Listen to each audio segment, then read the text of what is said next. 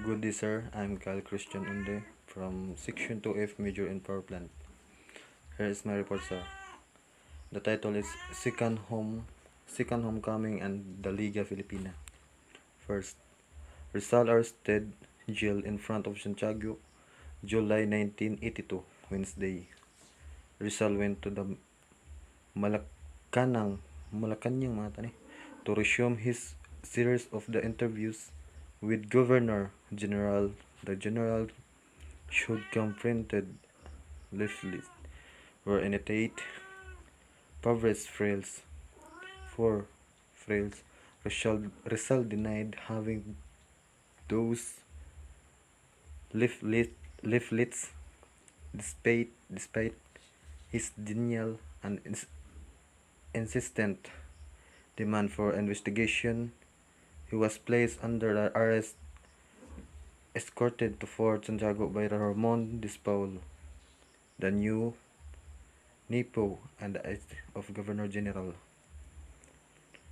July 7, 1982. Thursday. Gaceta de Manila published a story of the Rizal arrest of the same issue. The gubernatorial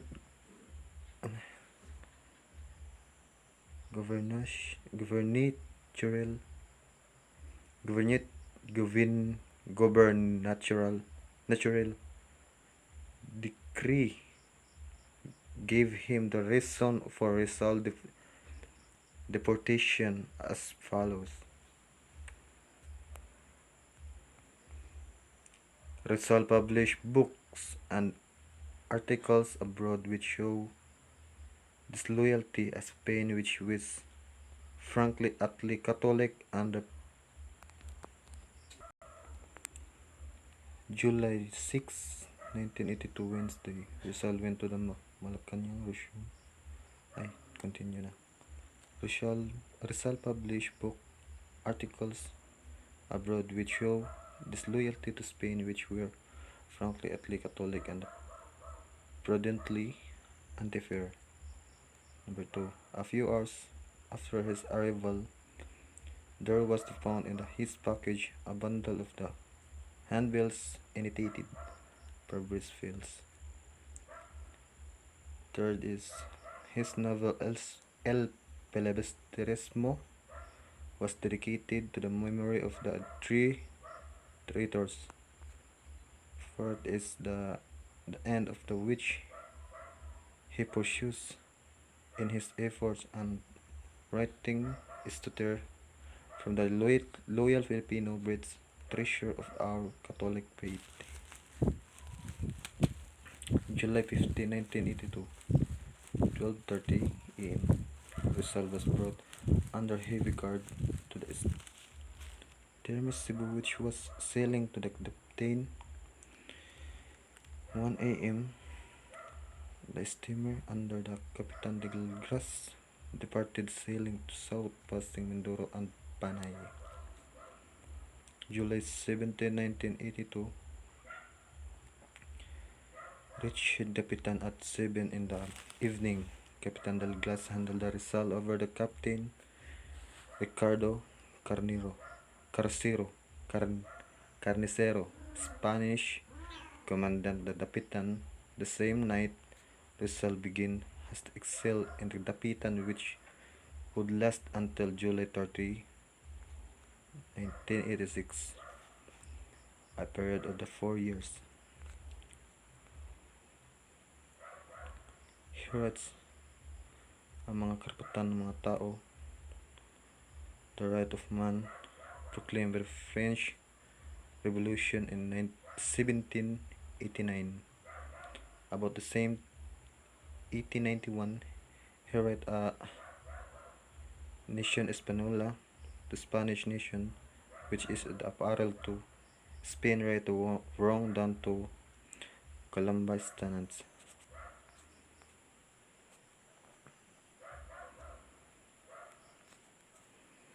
He wrote an article annotated colonization the British North Borneo para Familias del Philippines.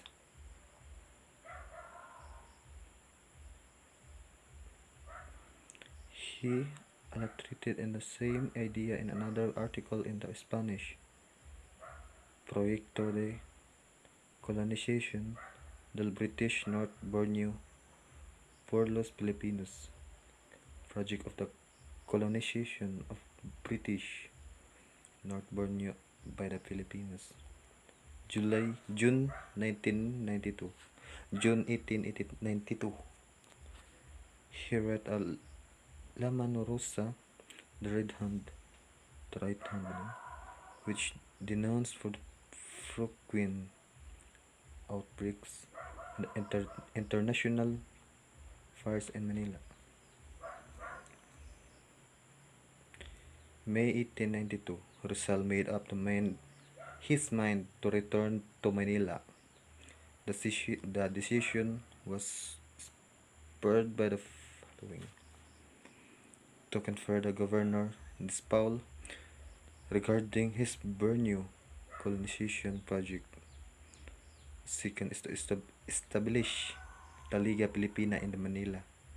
Third is to prove that Eduardo Dilite was strong in attacking him in Madrid, that he being comfortable at the safe in Hong Kong had abandoned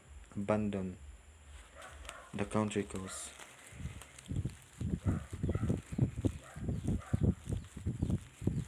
Late attack, which was printed in the La Solidaridad on April 15, 1892, portrayed Rizal as cowardly, agnostic, opportunistic patriot in the world only.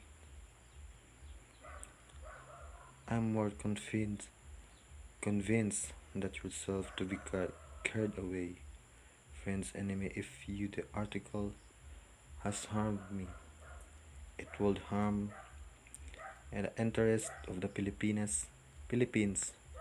Who knows? However, if after all it was the best, it has shaken me awake. At long after a long silence, I entered the field. I knew I'm going to activate the propaganda again and fortify the Liga. On 1992, he spent his 31st birthday in Hong Kong. Eventually, he had premonition in his death. For the following days, June 20, he wrote 2 letters which he sealed, engraved in each envelope to be opened after my death. I'd give them his friend Dr. Marquez for the safekeeping.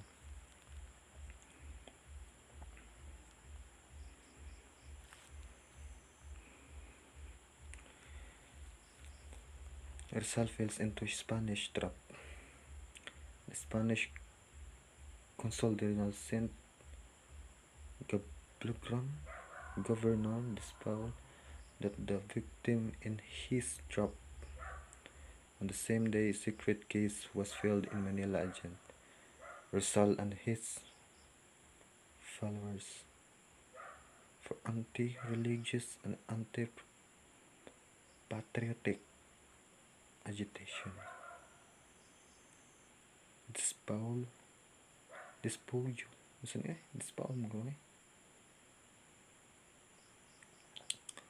Ordered his secretary Luis de Torre to find out the result was the naturalized as a German citizen as one removed so that he might take proper action agent on who had the protection of a strong nation. Meanwhile, Rizal has his sister were peacefully crossing the China Sea. Meanwhile, Rizal and his sister is peacefully crossing the China Sea were fully unaware of the Spanish duplicity. Chapter 21, Second Homecoming in the Liga Filipina. June 1982, Rizal born returned to Manila. His second homecoming. August 1887, his first homecoming from abroad. He battlefield in the Philippines.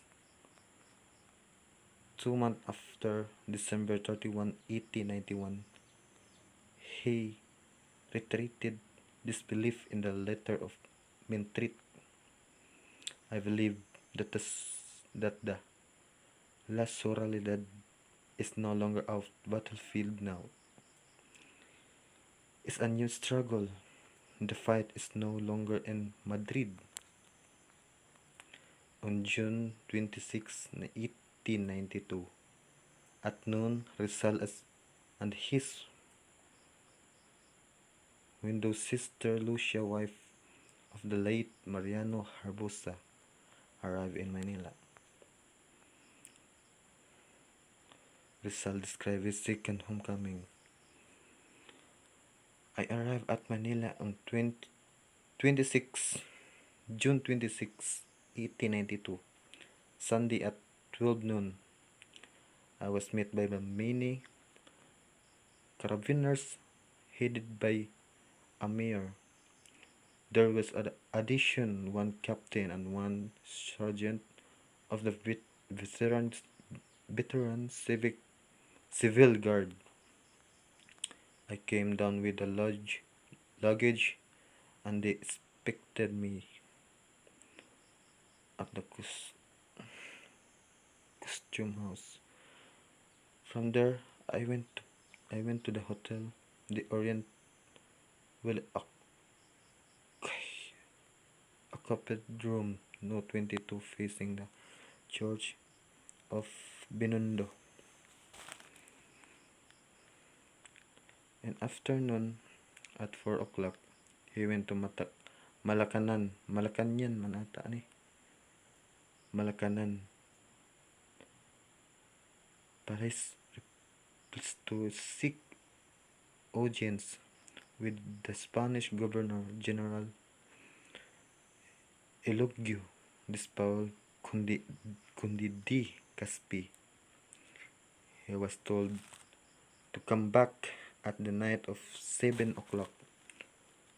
Promptly at 7 o'clock, he returned to Malacanang and was able to confer with the Governor General Dispal, who agreed to pardon his father but not the rest of the family, told